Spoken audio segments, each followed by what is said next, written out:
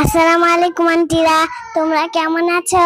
এর আগে আমি রান্না করেছিলাম মাটির চুলা, তোমরা দেখেছো না?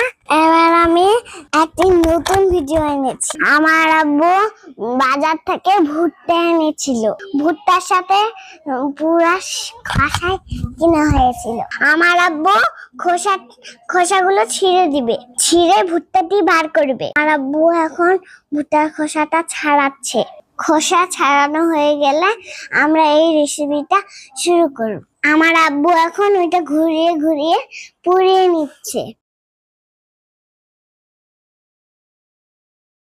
এখন তেলের ব্রাশ দিয়ে তেল ব্রাশ করে দিব।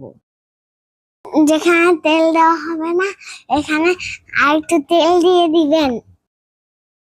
এভাবে পুরানো হয়ে গেলে আপনার রেসিপি শেষ।